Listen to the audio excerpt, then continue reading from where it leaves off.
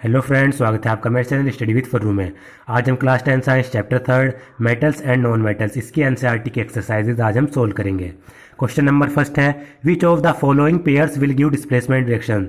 ये 4 पेयर्स दिए गए हैं, इनमें से हमें बताना है कौन सा पेयर डिस्प्लेसमेंट रिएक्शंस देगा या शो करेगा।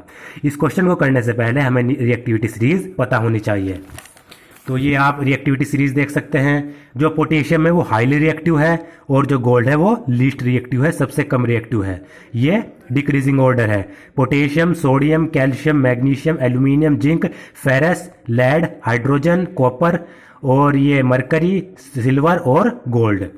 आप पहला देख सकते हैं NaCl solution and copper metal. NaCl solution दिया गया है सोडियम क्लोराइड का और इसमें कॉपर मेटल दिया गया है। तो क्या copper metal sodium chloride solution से सोडियम को डिस्प्लेस कर देगा? आप देख सकते हैं जो सोडियम है वो रिएक्टिविटी सीरीज में सबसे ऊपर है, दूसरे नंबर पर है, और कॉपर बहुत नीचे है, यानी कॉपर सोडियम से कम रिएक्टिव है। तो कॉपर सोडियम को क्लोराइड से सोडियम को डिस्प्लेस नहीं कर पाएगा। इसी तरीके से मैग्नीशियम क्लोराइड, MgCl2 सॉल्यूशन और एल्यूमिनियम मेटल। तो Mg जो मैग्नीशियम है वो एल्यूमिनियम से ज़्यादा रिएक्टिव है, तो एल्यूमिनियम मैग्नीशियम को उसके सॉल्यूशन से डिस्प्लेस नहीं कर पाएगा, क्योंकि डिस्प्लेसमेंट रिएक्शन में highly reactive metal least reactive को डिस्प्लेस करता है। ऐसे ही फेरस सल्फेट, FeSO4 और सिल्वर मेटल। जो Fe है वो सिल्वर से ज़्यादा रिएक्टिव है या फिर सिल्वर Fe से कम रिएक्टिव है, तो सिल्वर FeSO4 को FeSO4 से Fe को डिस्प्लेस नहीं कर पाएगा। इसी तरीके से डी ऑप्शन है AgNO3 सॉल्यूशन और कॉपर मेटल। यहाँ पर आप देख सकते हैं जो कॉपर है वो Ag से सिल्वर से ज़्यादा रिएक्टिव है, तो कॉपर AgNO3 सॉल्यूशन से सिल्वर को डिस्प्लेस कर देगा। तो हमारा आंसर है D is the correct answer. अब क्वेश्चन नंबर 2 है, which of the following method is suitable for preventing an iron frying pan from rusting. इसमें से कौन सा मेथड आयरन फ्राइंग पैन को रस्टिंग से बचाने के लिए सुटेबल है? तो पहला अप्लाइंग ग्रीस, क्या उसमें हम ग्रीस अप्लाइंग करेंगे। दूसरा अप्लाइंग पैड, तीसरा अप्लाइंग कोटिंग ऑफ जिंक, दूसरा D all of the above. हमें पता है आयरन को अगर हमें रस्टिंग से बचाना है तो हम ये तीनों ही मेथड अप्लाई कर सकते हैं, ग्रीस भी, पैंट भी और जिंक की कोटिंग भी अप्लाई कर सकते हैं, जिसको गैल्वेनाइजेशन कहते हैं। लेकिन यहाँ पर है आयरन फ्राइंग पैन। अगर हम फ्राइंग पैन में ग्रीस अप्लाई करेंगे या फिर उस पर पेंट अप्लाई करेंगे, तो जब हम उसको फ्राइंग पैन को कुकिंग करने के लिए हीट करेंगे, हीट प्रोवाइड कराएंगे, तो उससे जो ग्रीस है वो भी क्या हो जाएगा, डिस्ट्रॉय हो जाएगा, और पेंट भी उस पर डिस्ट्रॉय हो जाएगा।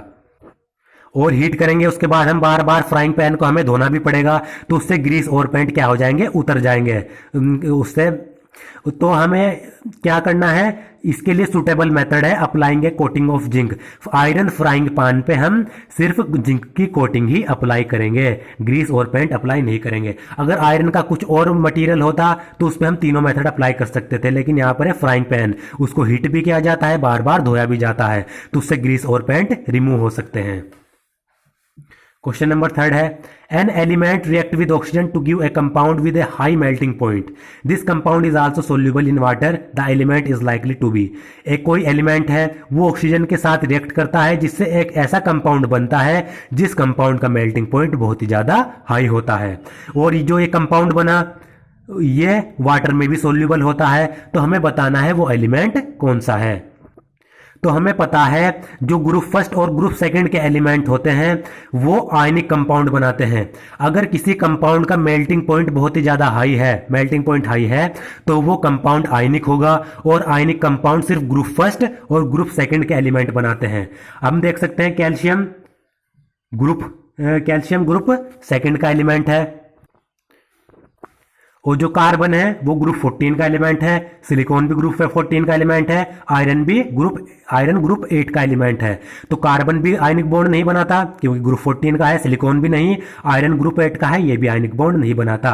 कैल्शियम ग्रुप सेकंड का है तो ये आयनिक बॉन्ड बनाता है, उनका हाई मेल्टिंग पॉइंट होता है और वो वाटर में सोल्यूबल भी होते हैं। तो A is the correct answer. हमें ध्यान रखना है ग्रुप फर्स्ट और ग्रुप सेकंड के एलिमेंट आयनिक बॉन्ड बनाएंगे जिनका मेल्टिंग पॉइंट हाई होगा। Question number 4, food cans are coated with tin and not with zinc because, जो फूड कैंस होते हैं उन पर टिन की कोटिंग की जाती है ना कि जिंक की, ऐसा क्यों है?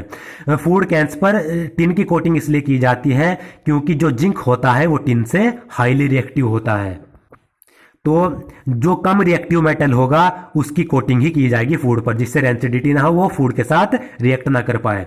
तो इसका आंसर है zinc is more reactive then tin, जो जिंक है वो टिन से ज़्यादा रिएक्टिव है, इसलिए उस पर जो फूड कैंस होती हैं उन पर जिंक की कोटिंग नहीं की जाती। तो इसका आंसर है C is the correct answer. Question number 5 है, you are given a hammer, a battery, a bulb, wires and a switch. आपको एक हैमर दे दिया गया, हथौड़ा दे दिया गया, एक बैटरी दे दी गई, एक बल्ब दे दिया गया, वायर्स दिए गए और स्विच दिया गया। तो इसका ए पार्ट है, how could you use them to distinguish between samples of metals and non metal. इन सब चीज का इस्तेमाल करके आप मेटल और नॉन मेटल के कुछ सैंपल हैं उनके बीच में डिस्टिंग्विश कैसे करेंगे, अंतर कैसे बताएंगे कि वो सैंपल मेटल है या फिर नॉन मेटल है। तो इसका ए पार्ट का आंसर है, with the hammer we can beat the sample and if it can be beaten into thin sheets that is it is malleable then it is a metal otherwise a non metal. हथौड़े का इस्तेमाल करके जो हमें sample दिया गया है हम उसको बीट करेंगे, पीटेंगे। अगर वो सैंपल थिन शीट्स में बीटन हो जाता है, थिन शीट्स में कन्वर्ट हो जाता है, यानी कि वो सैंपल मालेबल है, तो हम कहेंगे कि वो मेटल है। अगर वो थिन शीट्स में कन्वर्ट नहीं होता वो मैलेबल नहीं है, तो वो नॉन मेटल है। क्योंकि मेटल मेलेबल होते हैं, थिन शीट्स में कन्वर्ट हो जाते हैं अगर उनको पीटा जाता है, नॉन मेटल्स नॉन मेलेबल होते हैं। तो हथौड़े का इस्तेमाल करके हम उसको पीटेंगे, अगर वो थिन शीट्स में कन्वर्ट हो रहा है तो मेटल है, नहीं तो नॉन मेटल है। ऐसे ही जो हमें और दिए गए हैं, similarly we can use the battery, bulb, wires and a switch to set up a circuit with the sample. इसी तरीके से हम बैटरी, बल्ब, वायर्स और स्विच का इस्तेमाल करके जो हमें सैंपल दिया गया है उसका एक सर्किट बना लेंगे। If the sample conduct electricity then it is a metal otherwise a non metal. अगर वो सैंपल जो हमें दिया गया है वो इलेक्ट्रिसिटी कंडक्ट कर रहा है, सर्किट में इलेक्ट्रिसिटी कंडक्ट कर रहा है, तो वो मेटल है, अदरवाइज वो नॉन मेटल है। क्योंकि मेटल इलेक्ट्रिसिटी कंडक्ट करते हैं, नॉन मेटल इलेक्ट्रिसिटी कंडक्ट नहीं करते हैं। इसका बी पार्ट दिया गया है, assess the usefulness of these test in distinguishing between metals and non metal. जो ऊपर हमने टेस्ट किए हथौड़े, बैटरी और बल्ब, वायर्स और स्विच का इस्तेमाल करके, तो हमें इन टेस्ट की यूजफुलनेस बतानी है कि इनका इस्तेमाल करके हम मेटल और नॉन मेटल में किस तरीके से अंतर बता पा रहे हैं, क्या यूजफुलनेस है। बी पार्ट का आंसर है, The above tests are useful in distinguishing between metals and non-metals, as these are based on the physical properties। जो ऊपर हमने टेस्ट किए वो मेटल्स और नॉन मेटल्स के बीच में अच्छी तरीके से अंतर बता पा रहे हैं, क्योंकि ये जो टेस्ट हम कर रहे हैं ये फिजिकल प्रॉपर्टीज पर बेस्ड है। No chemical reaction are involve in this test. जो ऊपर हमने टेस्ट किए इनमें कोई भी केमिकल रिएक्शन इन्वॉल्व नहीं है, बल्कि सिर्फ इनमें फिजिकल प्रॉपर्टीज के आधार पर ही हम अंतर बता पा रहे हैं। क्वेश्चन नंबर 6 है, what are amphoteric oxide, give two example of amphoteric oxide. Amphoteric oxide क्या होते हैं और एम्फोटेरिक ऑक्साइड के हमें 2 एग्जांपल भी बताने हैं। तो 6 का आंसर है, those oxides that behave as both acidic and basic oxide are called amphoteric oxide. वे ऑक्साइड जो एसिडिक और बेसिक ऑक्साइड दोनों ही तरह बिहेव करते हैं, एसिडिक ऑक्साइड की तरह भी रिएक्ट करेंगे और बेसिक ऑक्साइड की तरह भी रिएक्ट करेंगे, उन ऑक्साइड्स को हम कहते हैं एम्फोटेरिक ऑक्साइड्स। इसके एग्जाम्पल भी दिए गए हैं। एल्यूमिनियम ऑक्साइड Al2O3 एक एम्फोटेरिक ऑक्साइड है। किस तरीके से?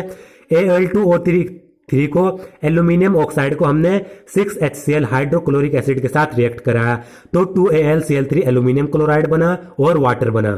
तो यहां पर जो एल्यूमिनियम ऑक्साइड है वो बेसिक सॉल्यूशन की तरह एक्ट कर रहा है, बेस की तरह एक्ट कर रहा है। अब बेस की तरह कैसे एक्ट कर रहा है? क्योंकि हमने एल्यूमिनियम ऑक्साइड की किसके साथ रिएक्ट कराई? HCl की। HCl क्या है? एसिड है। और क्या बन रहा है? AlCl3 सोल्ट बन रहा है और वाटर बन रहा है। हमें पता है एसिड को जब हम बेस के साथ रिएक्ट कराते हैं तो सोल्ट प्लस वाटर बनता है, न्यूट्रलाइजेशन रिएक्शन। तो यहीं पर एसिड को जब हम बेस के साथ रिएक्ट कराएंगे तो सोल्ट बनेगा, वाटर बनेगा। तो Al2O3 हमें पता लग गया बेस की तरह एक्ट कर रहा है। इसी तरीके से दूसरे Al2O3 plus 2NaOH, aluminium oxide के हमने सोडियम हाइड्रोक्साइड के साथ रिएक्शन कराई, तो क्या बना 2NaAlO2, ये सोडियम एल्यूमिनियम ऑक्साइड बना प्लस H2O वाटर बना। तो यहाँ पर जो Al2O3 है वो एसिडिक नेचर का है, एसिड की तरह एक्ट कर रहा है। अब कैसे? क्योंकि यहाँ पर हम उसकी बेस के साथ रिएक्ट करा रहे हैं, सोडियम हाइड्रोक्साइड बेस है, उसकी हमें Al2O3 के साथ रिएक्ट करा रहे हैं। क्या बन रहा है? सॉल्ट बन रहा है और वाटर बन रहा है। तो यहाँ पर base plus acid, Al2O3 acid की तरह एक्ट कर रहा है, तभी वो न्यूट्रलाइजेशन रिएक्शन हो रही है और सॉल्ट प्लस वाटर बन रहा है। इसी तरीके से दूसरा एग्जाम्पल है जिंक ऑक्साइड ZnO, ये भी एक एम्फोटेरिक ऑक्साइड है, यह भी हमें याद रखना है। क्वेश्चन नंबर 7 है, name 2 metal which will displace hydrogen from dilute acid and 2 metal which will not. 2 metals हमें बताने हैं जो हाइड्रोजन को डाइल्यूट एसिड से डिस्प्लेस कर सकते हैं और 2 मेटल जो डिस्प्लेस नहीं कर सकते हैं। तो इस क्वेश्चन को करने से पहले हमें फिर से रिएक्टिविटी सीरीज पता होनी चाहिए, क्योंकि जो हाइड्रोजन से ज्यादा रिएक्टिव हैं वो उसको डिस्प्लेस कर देंगे, हाइड्रोजन से जो कम रिएक्टिव हैं वो उसको डिस्प्लेस नहीं कर पाएंगे।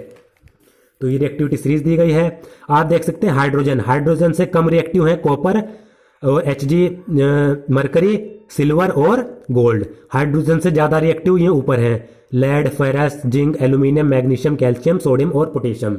तो जो डिस्प्लेस कर पाएंगे वो इनमें से हम कोई सा भी दे देंगे, जैसे कि कैल्शियम और मैग्नीशियम हाइड्रोजन को डिस्प्लेस कर देंगे, ज्यादा रिएक्टिव है। कॉपर और मरकरी हाइड्रोजन को डिस्प्लेस नहीं कर पाएंगे क्योंकि वो उससे कम रिएक्टिव है। तो इनमें से हम कोई सा भी एग्जाम्पल दे सकते हैं।